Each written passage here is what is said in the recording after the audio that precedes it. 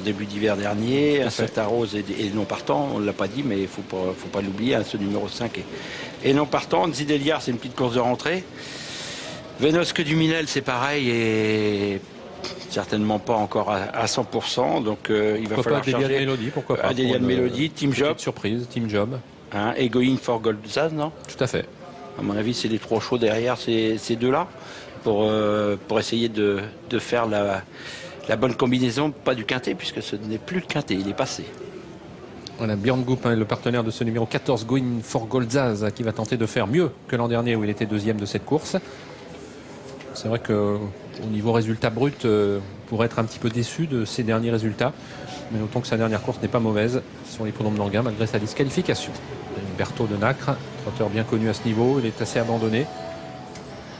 Ces tâches sont assez compliquées maintenant, quand même. Oui, ce sont des chevaux qui ont des gains. Lui aussi à 350 000 euros. Voilà, c'est des chevaux qui ont fait une superbe carrière finalement.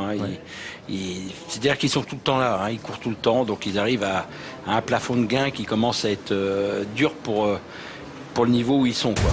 Allez, prix du Mont-Saint-Michel qui s'adresse à des trotteurs d'âge. Le numéro 5, un satin rose, ne court pas. Et les concurrents voltent. Ils sont sous les ordres avec Anzi Deliar qui va volter tout à l'extérieur. Et Anzi Deliar qui est le mieux parti, tout à l'extérieur. Romanesque a choisi également de partir tout à l'extérieur. On notera Carazzi Bocco, l'un des favoris, est bien parti. Unero Montaval est également au contact des premiers avec Adélia Mélodie. Umberto de Nacre est en retrait pour l'instant avec le rentrant Venosque du Minel, avec aussi Pionirgard, le numéro 2. Le premier tournant est abordé conjointement en tête par Romanesque qui va laisser passer Anzi Deliar. Carazzi Bocco se place en troisième position. Adélia de Mélodie, le numéro 13, est quatrième. Unero de Montaval, Team Job qui viennent ensuite.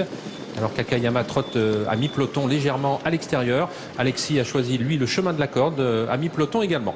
Devant les tribunes, Anzi Deliar est en tête. À une longueur de lui, le favori Romanesque. Troisième place pour Carazzi Bocco. Quatrième, Adélia de Mélodie. Ces quatre concurrents qui ont pris plusieurs longueurs d'avance sur le reste du peloton, que tente pour l'instant de ramener Unero Montaval, le numéro 4, rapproché actuellement de Going for Goldzaz, le numéro 14, qui vient vite et qui va faire la jonction maintenant, puisqu'il rejoint les quatre chevaux de tête. Umberto de Nacre, Pionirgard, avec également Tischendorf-Pad sont à l'arrière, avec aussi Akayama. Going for Goldzaz qui continue son effort maintenant, qui l'amène en tête de l'épreuve. Est-ce que Björn Goop va tenter de prendre le commandement? A priori, oui. Il relaie ainsi Anzi Deliar. Romanesque se retrouve dans leur sillage en troisième position.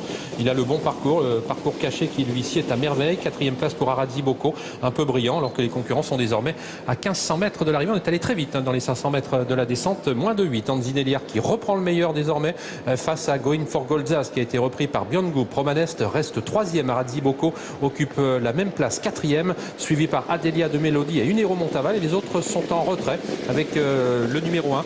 Alexis qui est en 7 ou 8e position. Umberto de Nacre se rapproche et revient maintenant sur les 6 ou 7 premiers. On est pratiquement en file indienne pour aborder la montée. Anzi Deliar sur une première ligne devant Going for Goldzaz. Romanesque qui est en 3e position, toujours en attente. Carazzi Bocco est 4e alors que les concurrents passent le poteau qui indique le dernier kilomètre. On est allé un petit peu moins vite dans cette partie intermédiaire des 500 mètres sous l'impulsion désormais d'Anzi Deliar avec Going for Goldzaz qui est toujours 2e. Le numéro 3, Akayama, vient d'être disqualifiée alors qu'elle n'était pas dangereuse. Sans changement à mi-montée avec pour l'instant une course un peu bloquée par le numéro 6 Anzi Deliar qui effectue une petite rentrée dans son sillage. Going for Goldzaz. Romanesque est en 3e position. Unero Montaval se rapproche à la 4e place. Carazzi Bocco bloqué sur une 4e ligne côté corde. Umberto de Nacre à mi-peloton avec Adélia de Mélodie, Tischendorf-Pad, Venosque du Minel, Pionirgard et également à l'extérieur le numéro 10 Team Job. On attaque les 500 derniers mètres dans quelques instants. La course n'est toujours pas relancée sous l'impulsion toujours d'Anzi Deliar, rejoint pratiquement par Unero Montaval. En 3e position, Going for Goldzaz. Romanesque qui va tenter maintenant de trouver l'ouverture. Il aura eu en tout cas le très bon parcours puisqu'il se fait ramener maintenant par Unero Montaval et Christophe Martens qui va pouvoir dans quelques instants se décoller. Anzi Deliar se présente en tête au début de la ligne droite avec Romanesque qui passe maintenant à l'offensive. Going for Goldzaz qui est bien placé. Unero Montaval est en 4e position, suivi encore par Adélia de Mélodie qui va bien finir en dedans. Anzi Deliar qui est bien parti pour renouer avec la victoire, même si Romanesque termine de plus en plus fort avec Carazzi Bocco qui a trouvé l'ouverture également. Match à 3 pour la victoire à quelques mètres du poteau avec Anzi Deliar, le numéro 6 qui a toujours le meilleur maintenant, mais on finit fort. Anzi Deliar qui va s'imposer devant Carazzi Bocco, Romanesque et Adélia de Mélodie, le numéro 13 qui sera 4e. Ouais, c'est pas tout à fait l'ordre qu'on attendait avant le coup. On pensait à Carazzi Bocco et Romanesque, mais il fallait compter avec Anzi Deliar qui, malgré une course de rentrée, le boulot a été bien fait tout au long de l'été puisqu'il a confirmé sa qualité, ça on la mettait pas en doute.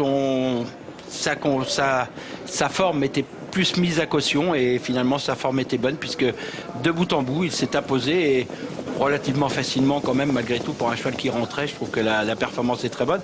Romanesque, on peut rien lui reprocher puisque parcours en or dans le dos des autres, petit manque de vaillance pour finir peut-être. Ah oui, on peut rien lui reprocher au niveau du parcours. Oui. Ah oui, mais le parcours en or. Voilà, le parcours en or.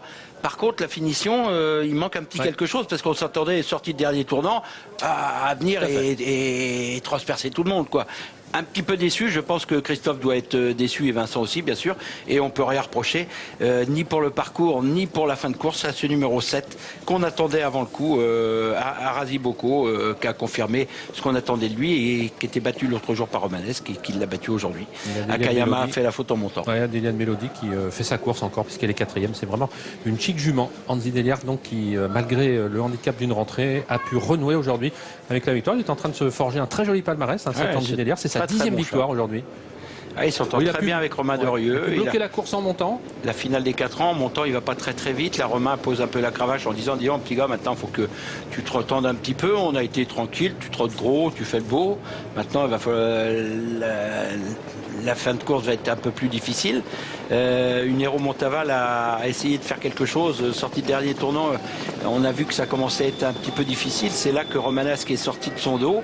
Et là, c'est vrai qu'à l'entrée de la ligne droite, je me dis, Christophe, avec son châle, ça va être facile, quoi. Anzi Deliart un peu fatigué, certainement. Course de rentrée, il a tout pour bien faire. Et il se fait même subtiliser la 2e place sur le poteau par Razzi Bocco. Donc voilà. Bon, derrière, c'est pas mal avec Adélia Mélodie. Puis Tichès Dorfat, qu'on n'attendait pas à pareille fête, qui doit être 5e ou 6e. Tout à fait, c'est un entraîneur heureux que l'on va rejoindre tout de suite, David Beckert. On le saurait à moins, c'est vrai qu'Anzi Deliart s'impose avec force quand même aujourd'hui, avec quelques petits doutes forcément, parce qu'il effectue une petite rentrée aujourd'hui. Ce qu'il fait vous étonne? Bah ouais, je sais que c'est un super cheval, mais pas courir pendant 2 mois, c'est vrai que je pensais pas qu'il était capable de gagner aujourd'hui. Ouais, parce qu'il a été contraint un petit peu d'effectuer des relais, il a eu le poids de la course quand même sur son dos. Bah après, c'est un cheval qui a besoin de personne, c'est un cheval de grand train. J'allais dire Romain, s'il démarre bien, qu'il n'hésite pas à descendre, c'est là où le cheval il peine pas. Après, il y a Goup, il avait l'air d'être un peu emballé, donc il l'a laissé faire. Et puis après, il a pu remonter gentiment. Puis il n'a pas calé, c'est un petit champion. Ouais, ça c'est un cheval qui va être longtemps gravé dans votre esprit et dans votre cœur, j'ai l'impression. Bah oui, je pense pas que j'arrive à en retoucher un comme ça. Alors on essaye d'en prendre soin. On va remercier David qui l'a eu à la piscine. Super. Oui, il y a de l'émotion. Bravo David et bravo à toute l'équipe. Bravo le sang. Voilà, David, c'est David Alexandre. Félicitations donc à toute l'équipe d'Anzi Deliart qui remporte donc ce prix du Mont-Saint-Michel, Cécile. Merci messieurs, Anzi Deliart toujours à l'image, c'est vrai une belle victoire pour lui. Félicitations à tout l'entourage et notamment à David Beckert, l'entraîneur de ce petit champion comme il l'appelle.